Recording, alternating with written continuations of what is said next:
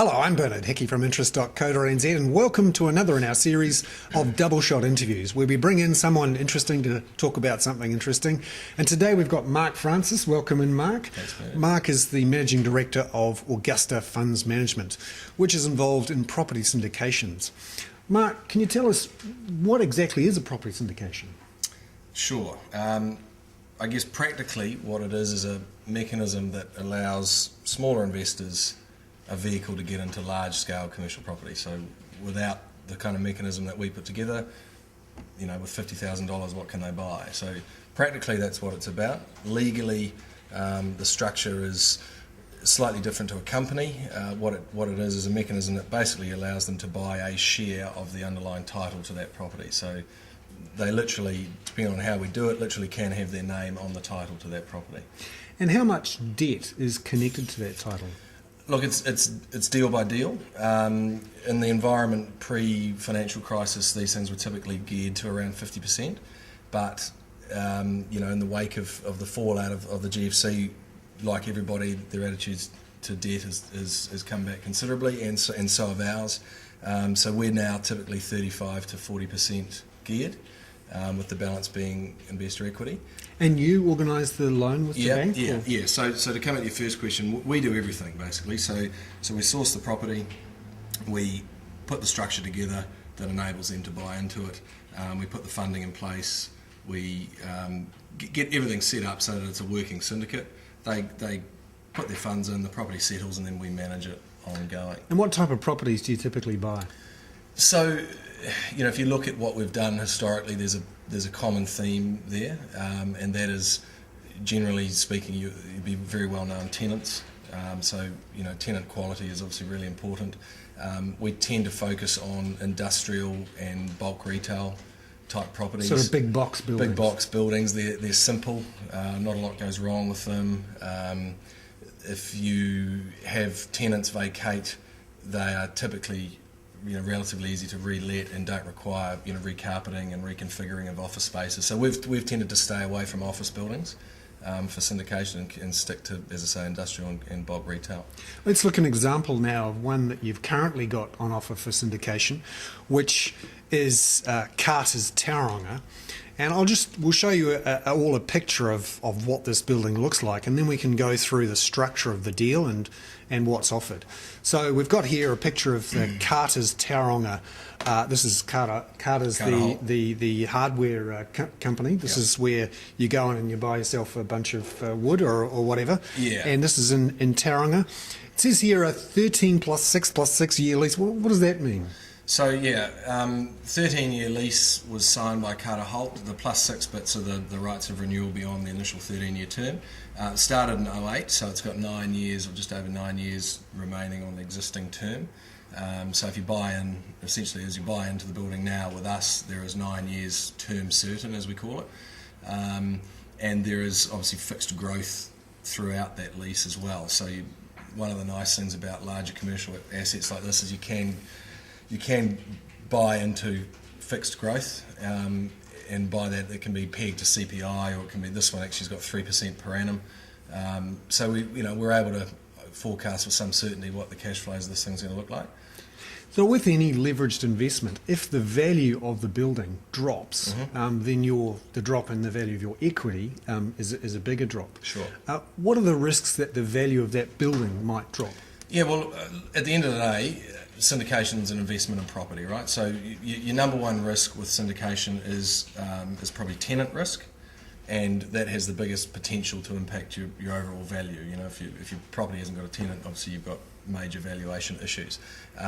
So yes, we use, as I said, some conservative debt at 35 to 40%, and with a tenant covenant like Carter Holt, and with 9 years remaining, and with, you know, some growth built in along the way. That's a picture I'm really comfortable with in terms of how we see the valuation of that playing out. But as I say, it's an investment in real estate. It's not a bond. There are other factors. The interest rate side of things we hedge, so we try to remove as many moving parts from this equation. So, you know, the tenant, we're obviously relying on them to pay the rent every month. The interest rate we're going to hedge, and generally we're sort of 3 to 5 years hedging. The management fees are locked. So really and generally we'll have a sinking fund component to deal with a roof leak or a down pipe that's fallen off or those sorts of things. And other than that, there's not a lot that can occur there. Major events are obviously insurance type events. So as I say, we try to keep it as simple as we can. What about those fees though that you charge? Yep, so management fees, we charge a fee for putting the whole structure together, for sourcing the property, putting the deal to the market, and that's typically anywhere from around 3% of the value of the asset. So that's, I guess, in line with a commercial real estate agent's commission. And then we charge a fee, obviously, for ongoing management, and that's typically, well, it's quite a lot less than the listed sector. It's about half what the listed sector would charge. It's about 0.3%. Of the asset value. And if I wanted to, let's say, sell out of the investment, my situation changes. How can I do that? Yep. So that's probably the most commonly asked question, and it's probably the most misunderstood aspect of property syndicates. What I always say to people with the issue of liquidity and getting out is a very simple one. It's you got to, when you buy into these things, you got to treat it as if you bought the whole asset. So take Carter's for example. Today with a 9-year lease, your unit and the whole property are readily saleable things. There's a multitude of buyers for that, right? If in 8 years' time we don't know whether Carter's are going to renew or vacate, that's a challenge because to sell that whole building would be a challenge in that environment as it would to sell your unit because there's uncertainty associated with it. Obviously price would then come into it. So it's like anything, you can sell anything on any day, but what I always say to people is treat it as if you bought the whole thing, and with property there is a time to sell, and the time to sell is with long leases, not with short leases, to maximise your value. So, but you do have a secondary market. Yes, we do. So And again, that process is very simple. The first port of call is us. And we, through Bailey's, who do virtually all of we do a few with Colliers, but mostly with Bailey's, sell down our product. We facilitate a pretty active grey market for these things. We've got about 2,000 investors now, so that in itself, facilitates a pretty good turnover of units. And how much volume is going through there? Well, it varies a lot, but to be honest, the driver there is what's for sale. Like as at today, we do not have a single unit for sale across our 12 syndicates, not one.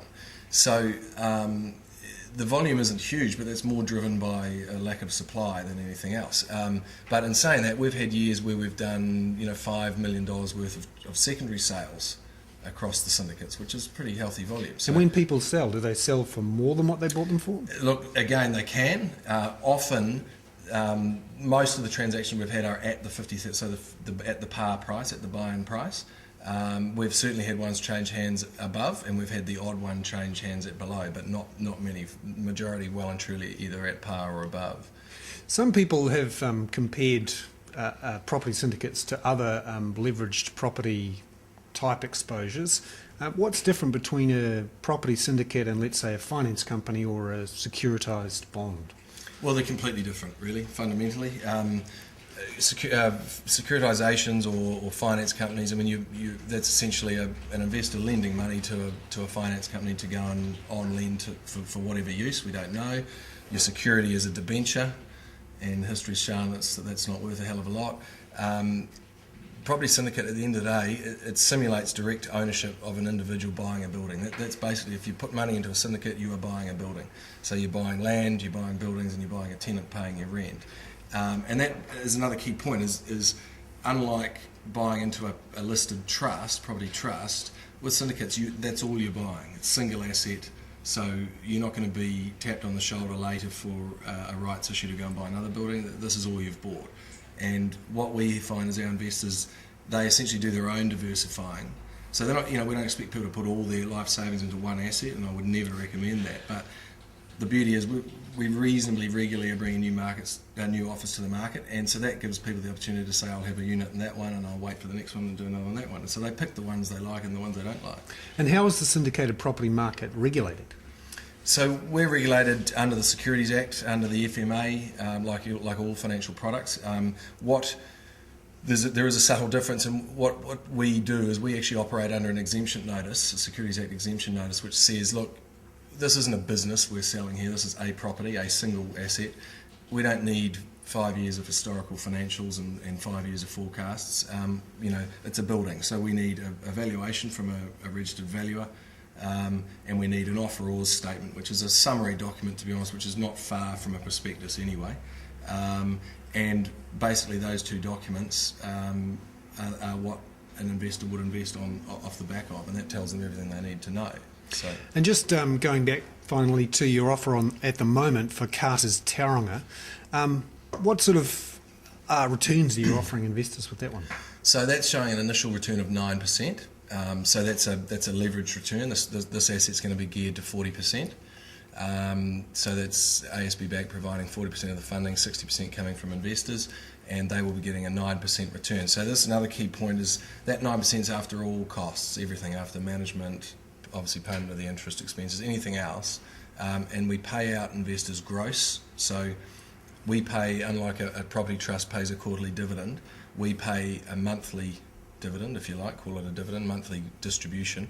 And that's gross, so it's after GST, but it's gross of tax. So the investor has the benefit of that cash flow throughout the year, and then they're able to group that with their other taxable income and pay tax at year end. Excellent. Mark Francis there, the Managing Director of Augusta Funds Management, here in another of our double shot interviews on interest.co.nz.